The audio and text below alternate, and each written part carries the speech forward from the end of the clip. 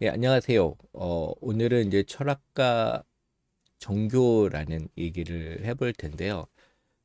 이제 그 다양한 종교 이야기 그 수업의 이제 마지막인데, 그래서 마지막에 필요한 게 이제 철학이라는 생각이 들었습니다. 그래서 철학과 종교는 이제 뗄 수 없을 것 같기도 하지만, 분명히 이제 철학과 종교는 분명히 구별되지만, 어, 사실 이제 종교를 이해하는 하나의 도구로서의 철학으로 소개를 한번 하려고 합니다. 그래서 이제 철학을 통해서 우리가 종교를 어떻게 이해해야 되는지 한번 살펴보는 시간을 가지려고 합니다. 그래서 오늘은 이것도 그 종교학에서도 마찬가지겠지만 철학도 끊임없이 종교에 대한 문제를 해결하려고 노력했거든요. 여러분이 다 잘 알고 있는 뭐 플라톤, 아리스토텔레스, 아우구스티누스, 아퀴나스, 안셀무스, 뭐 데카르트, 헤겔, 칸트 등등등등.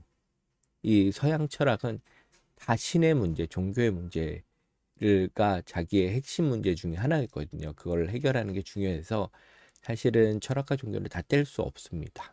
근데 오늘 이제 수업은 그 가운데서 이제 키에르케고르가 이해했던 방식들, 그다음에 그 키에르케고르는 이제 그 기독교적인 실존 철학으로 했던 사람이니까 가장 종교에 대한 고민을 가장 독특한 방법으로 한 사람이라고 볼 수가 있습니다. 그래서 오늘 수업은 그, 그 경희대학교 후마니타스 컬리지에 계신 민승기 교수님한테 제가 인터뷰를 드렸고요. 다양한 철학적인 특히 이제 현대 철학을 하시는 분들에 대한 강의로 아주 유명하신 분입니다. 여러분이 이제 인터넷에 쳐봐도 많은 강좌가 있고 특히 이제 뭐 다양한 대학원에서 관련 수업들을 진행을 하고 계십니다. 뭐 서울대도 있고 한예종도 있고 성균관대, 뭐 고려대 이런 데서 지금도 수업을 하고 계시니까 여러분도 한번 들으시면 아주 도움이 될 만한 수업입니다. 그래서 아까도 얘기했지만 철학 전체를 다 다룰 수 없고 케르케고르를 통해서 하는 거니까 여러분도 한번 잘 듣고 이해를 하시면 종교에 대한 아주 우리가 상식적 이해를 넘어서는 중요한 종교에 대한 이야기를 할 수 있을 것 같고 또 이것으로 이제 한 학기 과정을 마치는 것도 좋을 것 같다는 생각이 듭니다. 저희가 오늘 할 마지막 시간에는 이제까지 했던 얘기 전체를 한번 정리해보는 시간을 가지니까 여러분도 마지막까지 잘 들어주시고요. 한 학기 동안 수고하셨습니다. 예, 미리 얘기를 드리고 그 다음에 이제 그 교수님의 인터뷰를 먼저 듣고 제가 설명을 진행하고 한 학기 수업을 마치도록 하겠습니다. 예, 인터뷰 먼저 들어볼게요.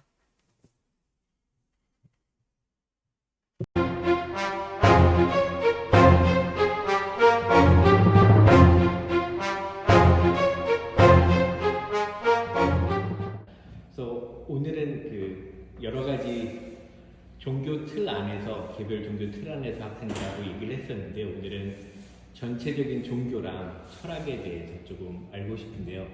학생들한테 그 관련된 여러 가지 얘기 부탁드리겠습니다. 예.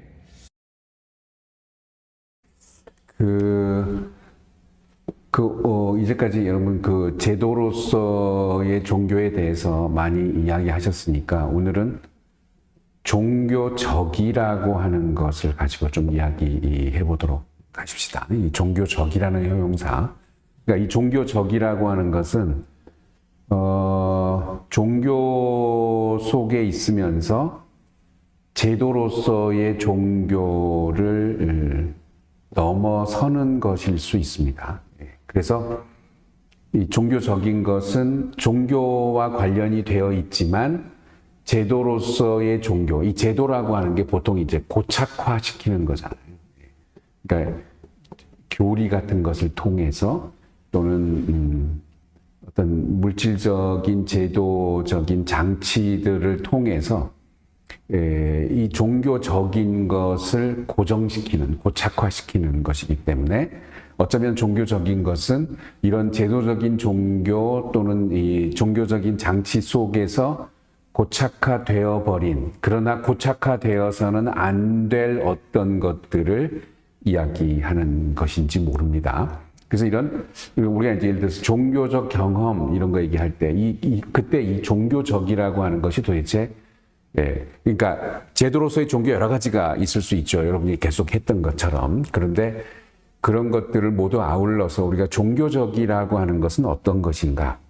이런 이야기를 하기 위해서는 종교 속에서 종교를 넘어서는 종교적인 것을 이야기하기 위해서는 요즘 그 서양 철학자들이 이런 거 많이 해요. 정치학이라고 하는 것과 정치적인 것, 이걸 구분한단 말이에요. 그래서 정치적인 것은 뭐냐 하면 정치학 속에 있지만 정치와 관련을 맺고 있지만 정치학이라고 하는 걸 통해서 굳어져 버린 어떤 것을 벗어나는 것, 또 미학이라는 게 있고 미적인 것 이런 게 있으면 미적인 것은 미학이라고 하는 이런 학문이나 제도를 통해서 고착화되어 버린 것들을 넘어서는, 그래서 이게 미학이 사실은 이게 미를 길들이는 거거든요. 길들이는 것. 근데 이제 미적인 것은 이런 미학에 의해서 길들여지지 않는 것, 그런 것들에 대해서 이야기해보자는 거죠. 그 이제 그런 것들을 얘기하려면 가장 좋은 장소가, 가장 좋은 지점이 우리가 이제 키르케고르라고 하는 철학자, 키르케고르를 불러내는 방식입니다. 그래서 우리 이제 키르케고르의 유령을 불러내서 키르케고르의 생각들과 대면해 보도록 하죠. 키르케고르에게 이제 보통 세 가지를 얘기하는데 심미적인 단계가 있고 윤리적인 단계가 있고 종교적인 단계가 있습니다.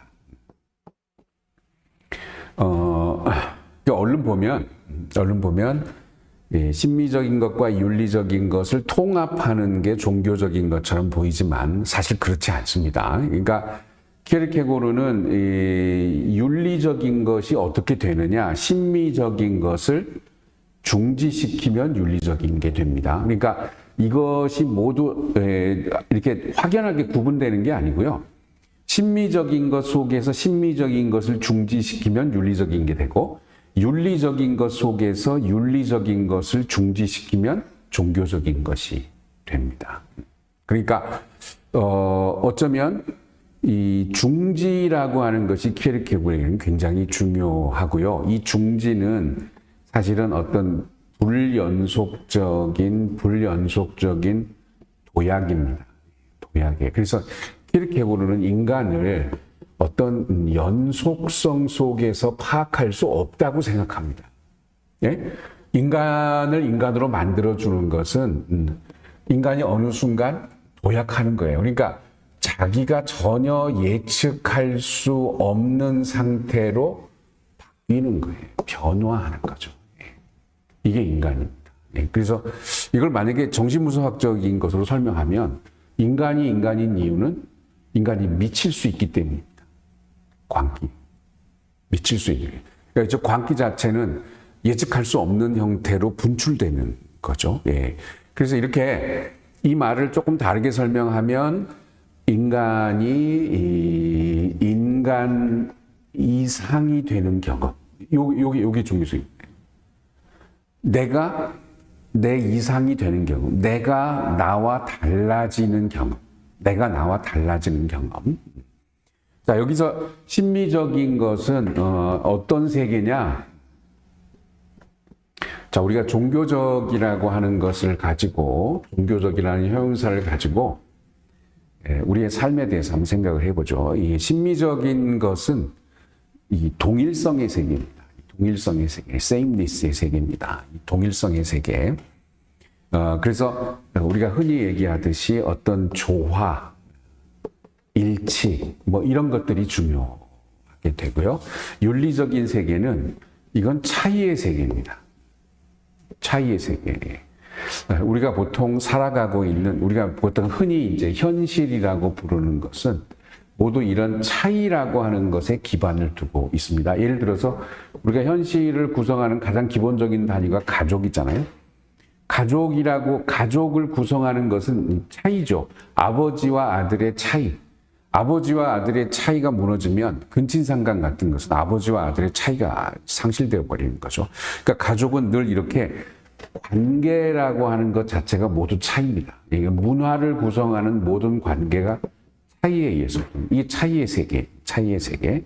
이것은 동일성의 세계, 차이의 세계. 이 두 가지 관계에서 보자면 동일성은 차이의 세계인데, 실제로 우리가 살아가고 있는 건 차이의 세계인데 여기에 동일성이 있다고 가정하는 것에 불과합니다. 그러니까 이 동일성은 차이의 관점에서 보면 이건 허구예요. 예? 실제로 모든 것들은 차이 때문에 존재하게 되는데 그 차이의 세계 속에서는 동일성이라는 게 없죠. 그런데 이 차이의 세계 속에서 우리는 그 차이를 가진 것들이 조화나 일치를 이룬다고 생각하잖아요. 우리 공동체라고 하는 것은 항상 공동체를 정의할 때 우리는 조화나 일치 이런 걸 강조했단 말이에요. 그러니까 모두가 다 다른 차이의 세계 속에서 조화나 일치, 같음이라고 하는 것이 가능하다고 생각하는 것은 차이의 세계 속에서 보면 같음이라고 하는 조화나 일치는 어떤 허구적인 것으로만 존재하게 됩니다. 그렇지만 우리는 이런 것들을 믿죠. 조화나 일치가 가능하다고 생각하죠. 자, 그다음에 이제 종교적인 단계는 sameness와 difference를 초월한 게 아니고요. 요렇게 됩니다. 요 sameness와 difference의 요 사이입니다. 요 사이. sameness를 중지시키고 difference를 중지시키는, same도 아니고 difference도 아닌, 유사성도 아니고 차이도 아닌, 그런 세계가 종교적입니다. 종교적인 유사성이나 차이로 설명할 수 없는 것. 유사성이나 차이를 이걸 가지고 이야기하는 세계가 지식의 세계입니다. 지식의 세계. 근데 이런 지식의 세계가 설명할 수 없는 이 부분. 그러니까 이래서 이제 믿음이 나오는 거죠. 믿음이라고 하는 것은 이렇게 지식으로는 설명할 수 없는 것을 이야기합니다. 이 지식으로 설명할 수 없는 이 부분에 관한 사유.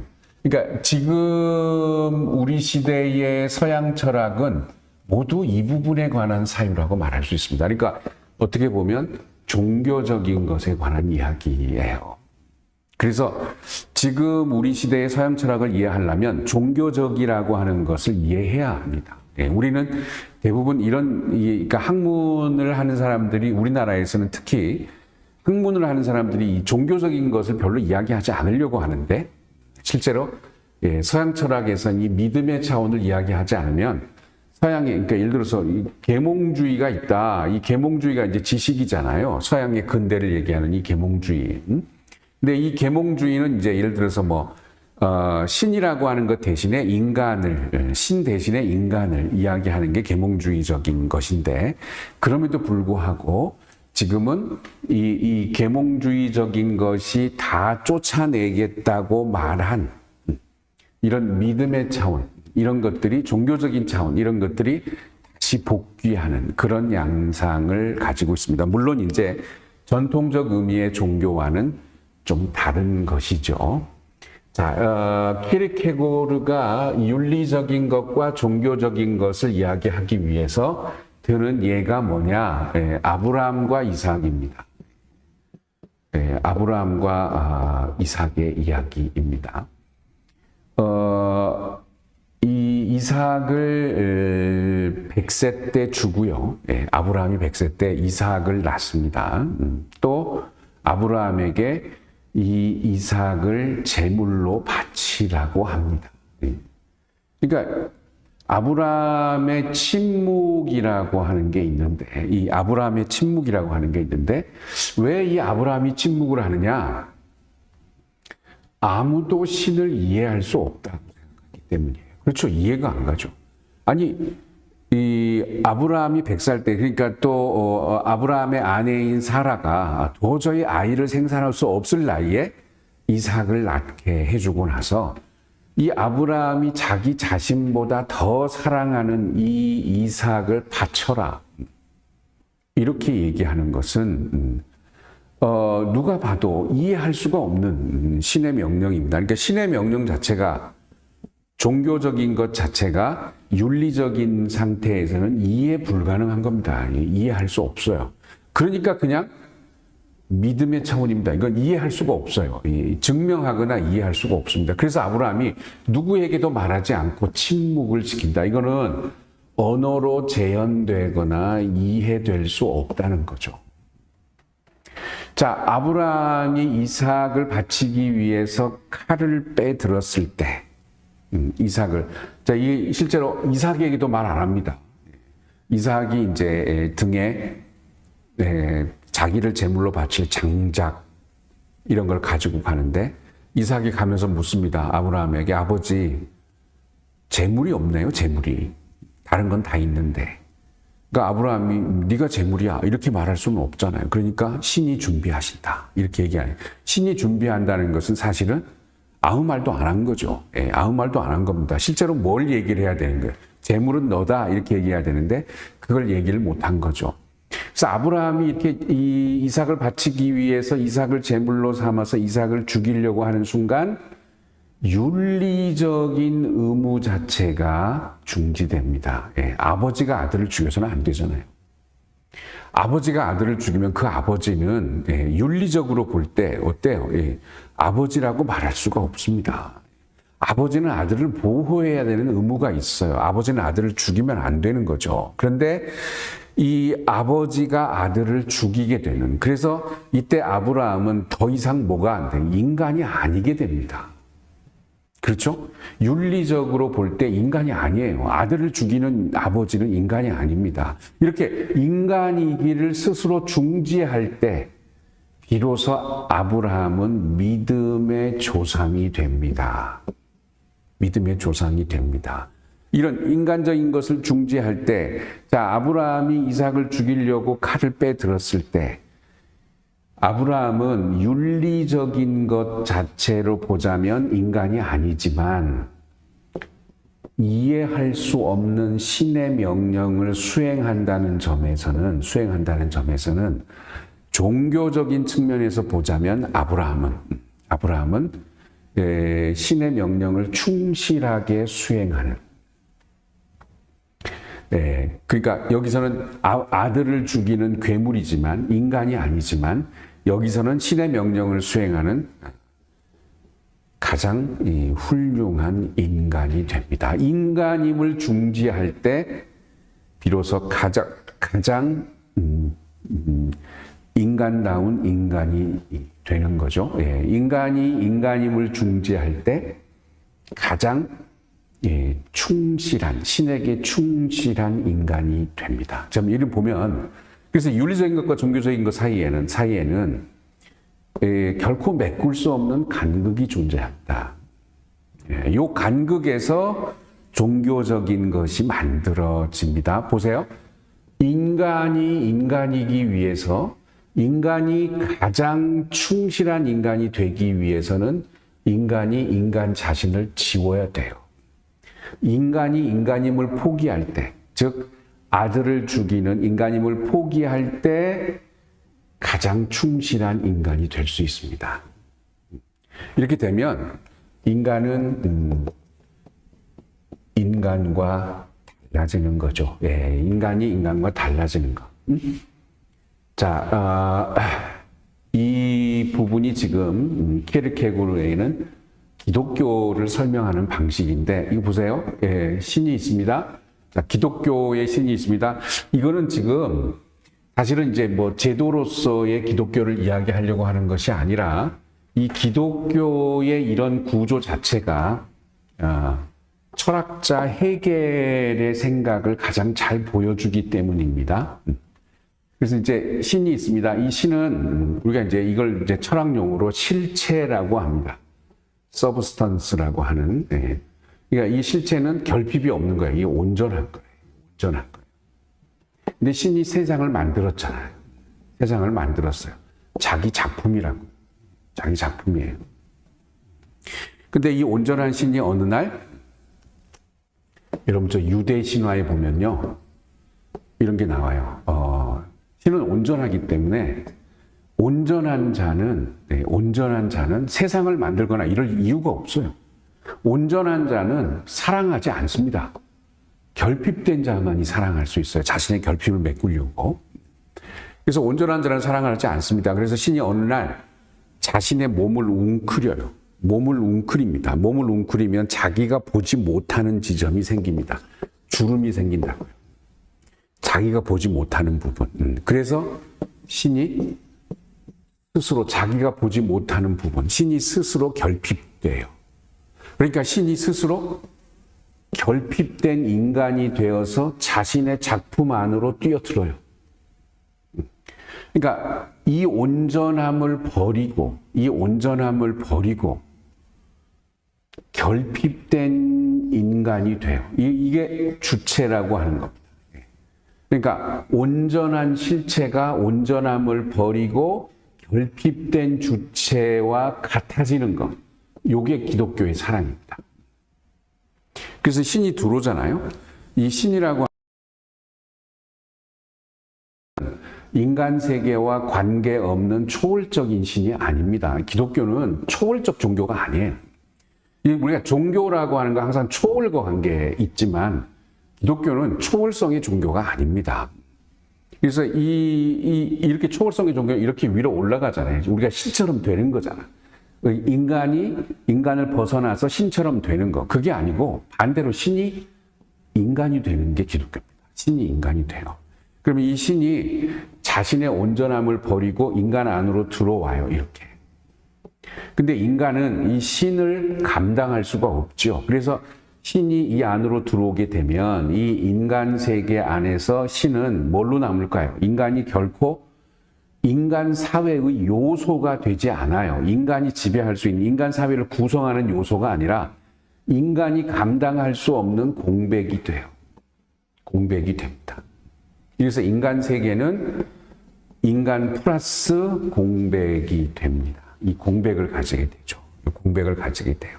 그래서 인간은 인간 이상이 됩니다.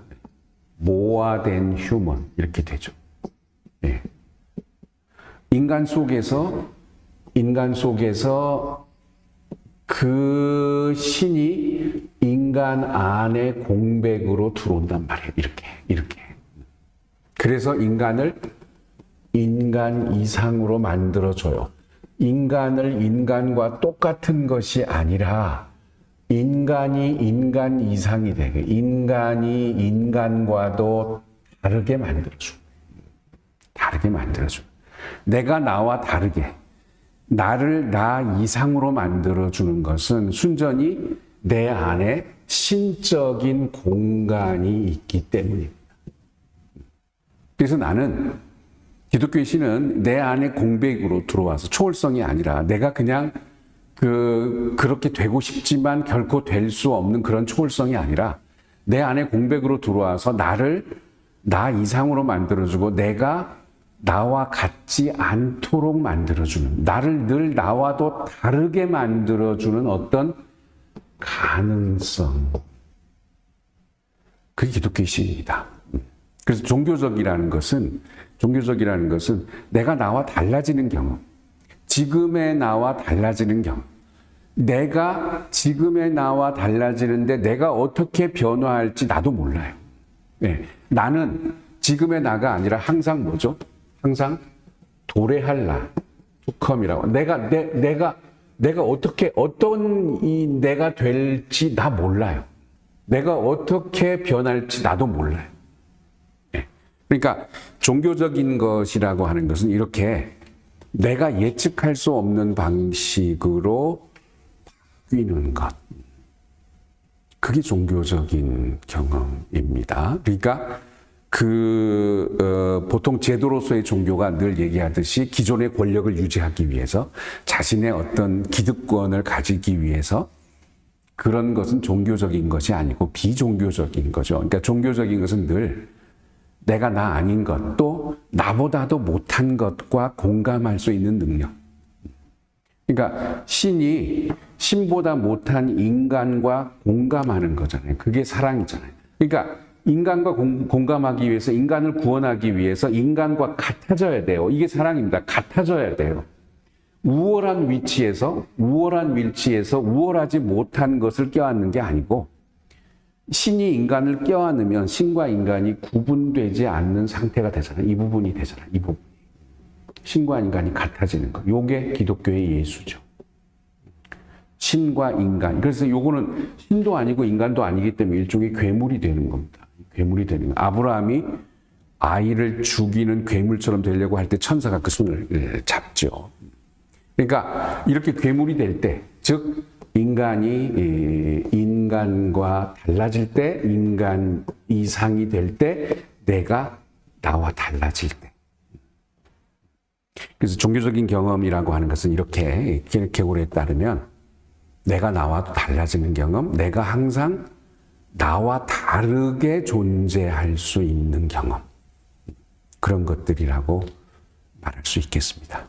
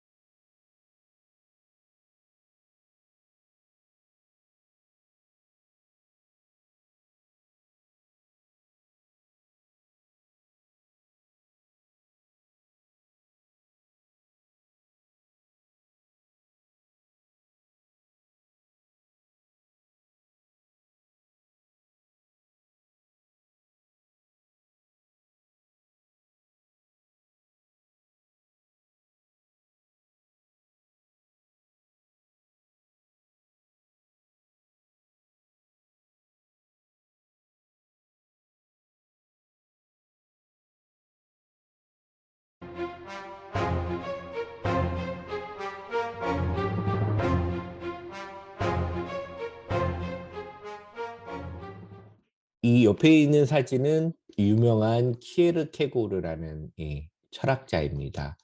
덴마크의 대표적인 철학자였고 독특한 삶을 살았어요. 되게 약간 병약했기도 하고 원래는 루터파 목사가 되려고 했다가 거기 있는 종교적인 것들을 사실은 자기가 받아들이기 힘들어서 자기만의 철학적으로 종교를 해석하려고 노력했던 사람이고, 재밌는 에피소드는 너무나 어떤 여성을 사랑했는데 너무 사랑해서 절대 결혼하지 않았던, 그리고 평생 그 사람을 생각하고 살았던 뭐 이상한 남자이기도 한데, 하여튼 그래서 전기를 읽어보면 되게 재밌다고 얘기해야 되는지 어떻게 보면 비극적일 수도 있었던 철학자인데, 여러분도 관심 있으시면 읽어보시면 좋고요. 전기도 많고 여러분이 이름은 많이 알 거예요. 죽음에 이르는 병, 뭐 두려움과 떨림, 이것이냐 저것이냐, 이런 되게 유명한 철학 저서를 졌는데, 기독교를 중심으로 철학을 전개했는데, 어떻게 보면 이 사람은 자신은 신학을 했다라고 생각을 하는데요. 사람이 철학을 하는데도 많은 변화를 일으켰습니다. 그러니까 신학을 했지만 궁극적으로 이 사람의 신학은 서양 철학을 완전히 바꾼 사람이라고 보시면 돼요. 어떻게 보면 철학을 질적으로 바꾼 사람이 둘이 있는데, 하나는 여러분 많이 들어봤죠. 니체라는 사람하고, 하나는 키에르케고르라고 하시면 됩니다. 그 철학은요, 주지주의가 있고요. 주지주의는 지성주의, 그 주의주의라는 게 있어요. 주의는 사람의 뜻이나 감정 중심으로 세상을 이해하려고 하는 두 가지 주류가 있어요. 그러니까 세상을 뭐 예를 들면 여러분 많이 들어봤죠. 뭐 플라톤 같은 사람은 이데아, 세상에는 우리가 잘 모르는 어슴푸레게 아는 어떤 세상의 어떤 확실한 틀이나 규정이나 이런 것들이 있다고 믿었던 사람들이 있어요. 그래서 진리를 찾아야 된다라고 많이 생각했던 사람이 주지주의자고, 주의주의는 그게 아니라 인간의 의지나 인간의 감정이 이런 진리보다 이런 가치, 이런 게 더 중요하다고 믿었던 철학자들이 있어요. 그래서 주지주의랑 주의주의인데, 과거에는 철학하면 다 진리를 찾는다고 생각을 했어요.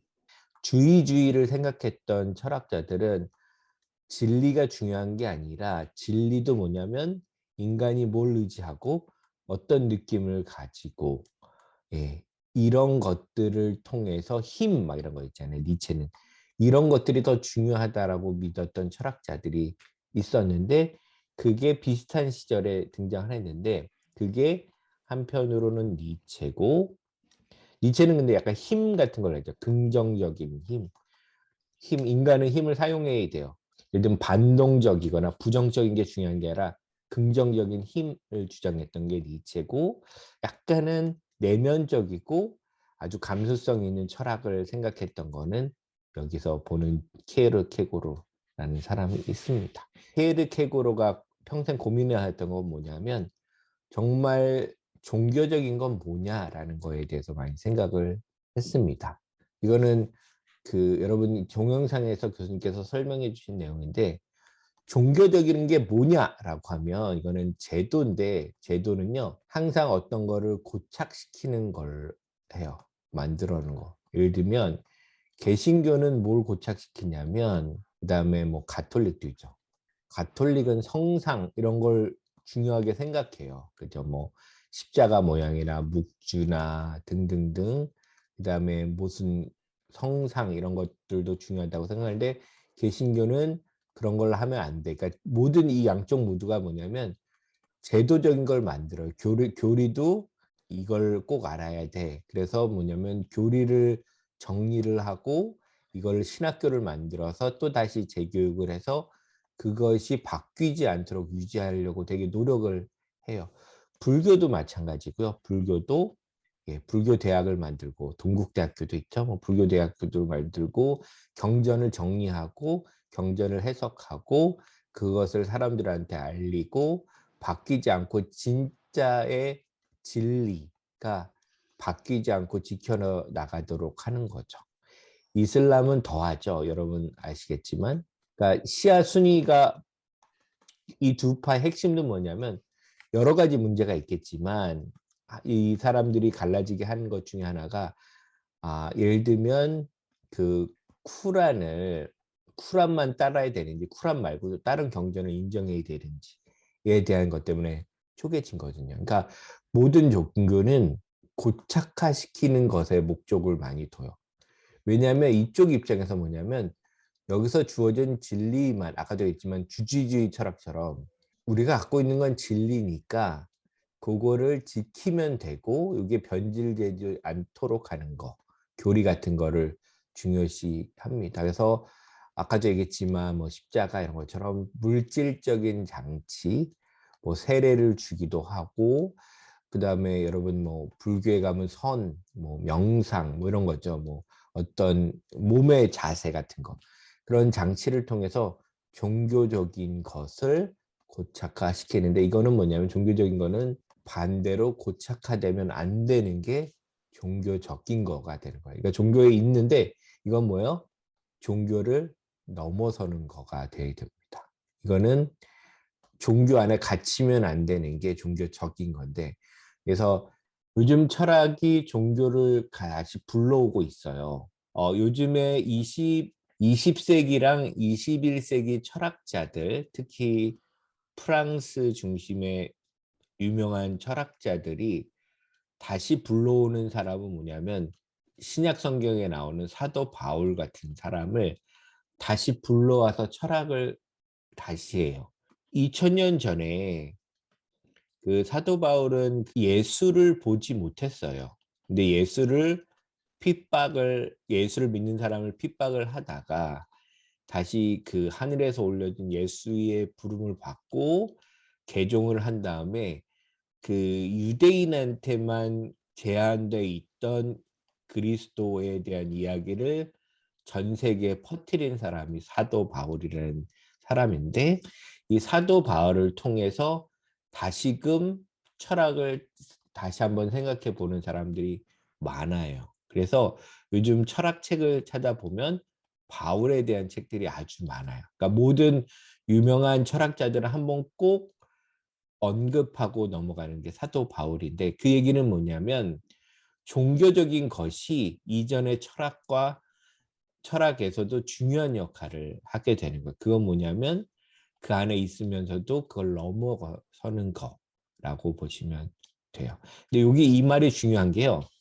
안에 있으면서도 넘어선다라는 말은 종교적인 거는 항상 초월적인 걸 원해요. 뭐냐면 이 세상을 넘어서는 초월적인 진리, 여기는 우리가 사는 세계면 옛날부터 이 진리는 저기 멀리 떨어져 있는 이걸 뭐라고 부르냐면 우리랑 멀리 떨어져 있는 초월이에요. 우리 세계랑은 없는 이거 변하지 않는 진리를 구하는데 여기서는 뭐냐면 종교 이게 뭐냐면 종교가 우리가 진리라고 부를 수 있는 건 이 밖에 있는 게 아니라 이 안에 있는 게 진리고 얘는요 이 우리가 있는 세계가 완전하지 못하게 하고 넘어서려고 해요. 그래서 얘가 항상 바뀌도록 만들어주는 게 이 안에 있는 진리라고 생각하는 거예요. 그래서 그 내재적이라고 부르더라고요. 이건 안에 있는 거예요.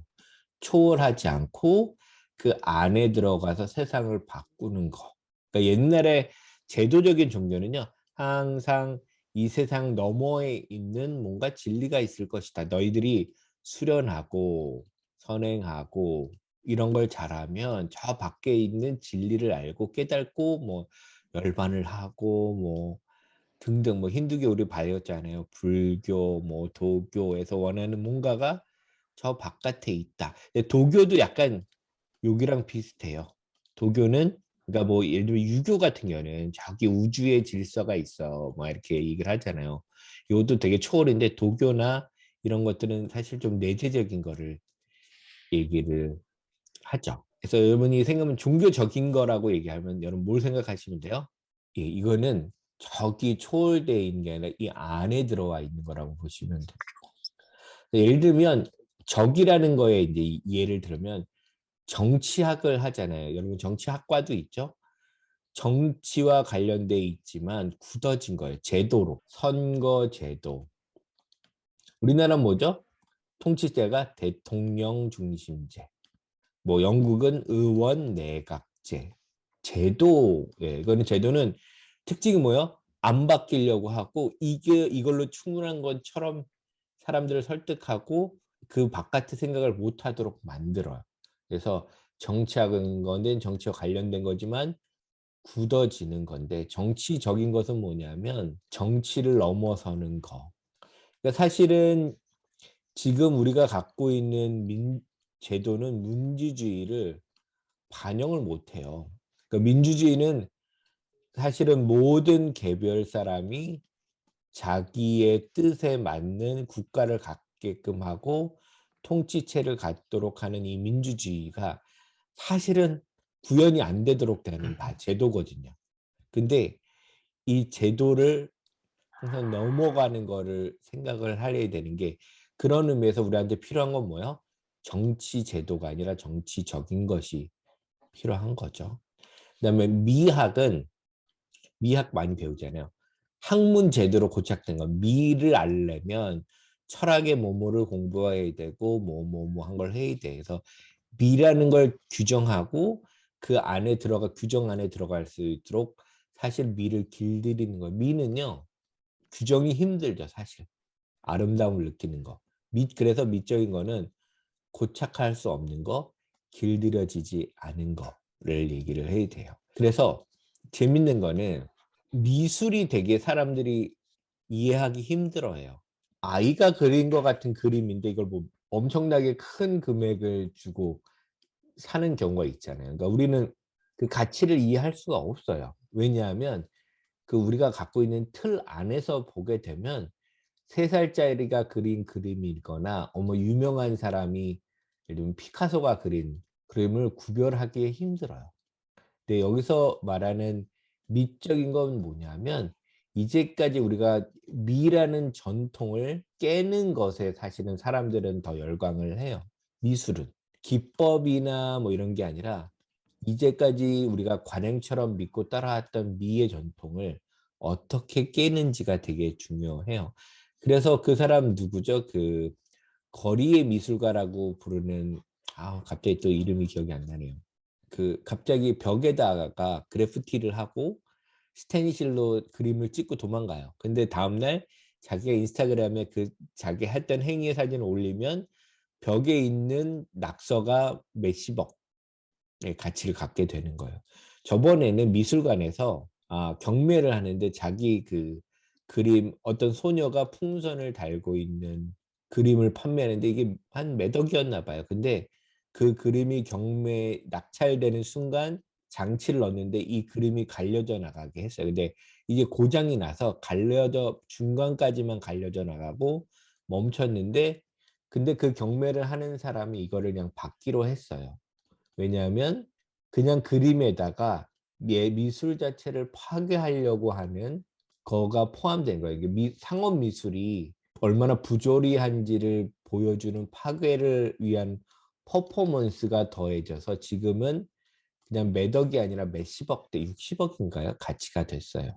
우리가 생각하는 거는 그 이해할 수 없긴 하겠지만 저도 좀 이해는 안 겠지만 너무 비싸서 어떤 제대로 고착된 거 길들이지 않도록 해주는 그런 것들을 끊임없이 하는 게 미적인 거고 미학은 그거를 누군가는 이걸 설명하려고 할 거 아니에요. 이걸 틀에 넣어서 미술은 이런 것이다라고 아마 틀에 이걸 가두려고 할 거예요. 이런 어떤 사람들은 이런 것들은 미적인 것이 되겠죠. 그래서